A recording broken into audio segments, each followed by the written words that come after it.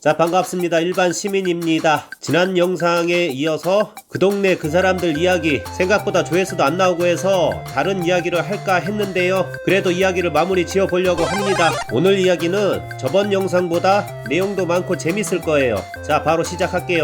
경기도 파주시에 있는 나무를 심고 물을 주는 곳, 그 동네 회장님하고 나눴던 대화 내용을 이어가겠습니다. 요즘은 떠밀려오는 건지 팔려오는 건지 그런 사람들이 없으면 어떻게 사람을 구합니까? 라고 물어봤었는데요. 요즘엔 인터넷이나 지역 신문들 보고 오는 사람들이 많다고 합니다. 한 사람이 오게 되면 같이 일했던 사람들을 데리고 오는 방식으로 일명 새끼친다고 하죠. 그래서 한 사람 한 사람이 중요하다고 합니다. 왜냐하면 누구 하나 짜증내서 딴 데 간다고 하면 우르르 다 나간다고 하는데요. 그래서 대우를 잘해줄 수밖에 없다고 하네요. 그래서 그 사람들하고 수익은 어떻게 나누느냐, 그것도 물어봤는데요. 그건 대답 안 해주더라고요. 아무튼 그 사람들이 좀 많이 가져간다고 합니다. 그러면서 하시는 말씀이 하루에 본인이 딱 벌 만큼만 벌고 바로 퇴근을 한다고 하더라고요. 퇴근할 때는 벤츠 타고 간다라고 하는데 실제 제 눈으로 본 게 그랬어요. 낮에 고정주차 돼 있는 건 일하는 사람들 차였는데요. 거의 벤츠 아니면 아우디였습니다. 국산차는 못 봤던 걸로 기억을 하네요. 그리고 낮에 일하는 사람들은 미혼은 별로 없다고 합니다. 이혼한 사람들이 많고요. 아침에 유치원이나 학교 보내고 출근했다가 오후에 유치원차가 가게 앞에 아이를 내려주면 데리고 퇴근하는 건 전 여러 번 봤습니다. 참 제정신인가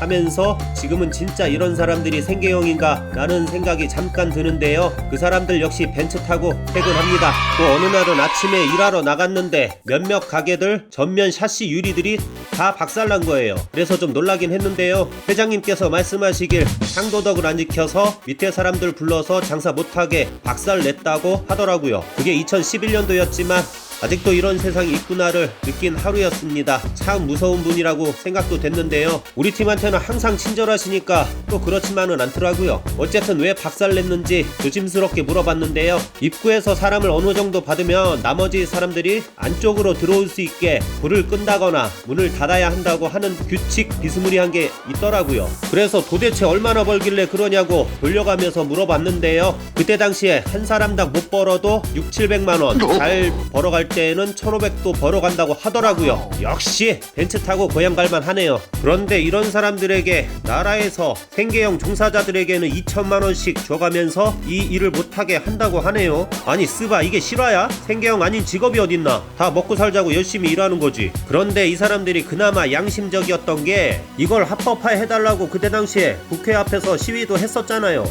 이걸 다시 한번 생각해보자면 그 사람들도 정당하게 세금도 내겠다는 건데 뭐가 문제인지는 모르겠어요. 왜 이런 거 단속하면 남자는 범죄자 취급을 당해야 하고 여자는 생계형이라 어쩔 수 없는 피해자 코스프레 해가면서 대처할 수 있는 매뉴얼도 있고, 이게 쓰바 말이야 당락이야? 지금도 시위를 하는지 안 하는지는 모르겠는데요. 아니 지금은 할 필요가 없나? 법이라는 게 그 사람들에게 유리하게 적용이 되니까 시위 같은 게 필요 없을 수도 있겠네요. 어쨌든 그때 당시 버스 7대 타고 시위 현장으로 가는 것도 봤는데요. 우리 팀이야 낮에 일하니까 몰랐었는데 그 일을 하는 사람들이 그 동네만 그렇게 많은 줄을 몰랐어요. 나중에 알고 보니 관계자들도 많이 갔다고는 하는데요. 회장님 얘기 들어보니까 그 사람들 때문에 먹고 사는 사람들도 많다고 하더라고요. 아침마다 유리창 닦고 청소하는 아주머니, 또 그 동네 편의점, 그리고 술집, 배달음식 장사하는 업소, 그리고 원탑 중에 원탑이라고 생각하는 미용실은 진짜 돈 많이 벌더라고요. 그 미용실 얘기를 잠깐 하자면 그 사람들은 영업할 때 빼고는 뭐든지 귀찮아해서 하루에 한 번 또는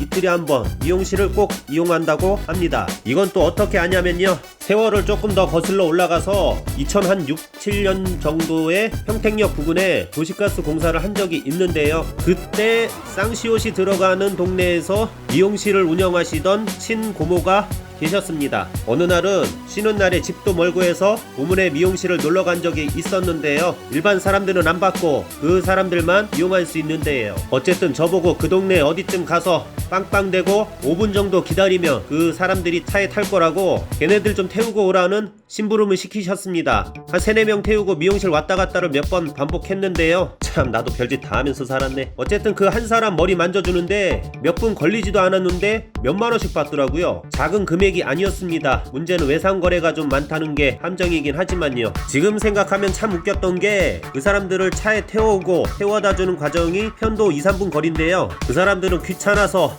옷도 거의 걸치지 않은 말하자면 옷 색깔보다 피부 색깔이 훨씬 많은 복장으로 차에 타더라고요. 그리고 그 짧은 시간과 머리하는 동안에 왜 그렇게 짓궂은 장난을 치는지 암튼 저한테는 신선한 충격이라 재밌었던 기억이네요. 다시 본론으로 돌아가서 그 사람들 때문에 먹고 사는 누군가도 있다는 거예요. 나름대로 무슨 사연들이 있는지는 모르겠다만 그 사람들이 합법화 해달라고 할 정도면 나라에서도 참 생각해볼 문제 같습니다. 오늘 준비한 내용은 여기까지입니다. 좋아요, 댓글, 구독 다 무료예요. 부담 갖지 마시고요.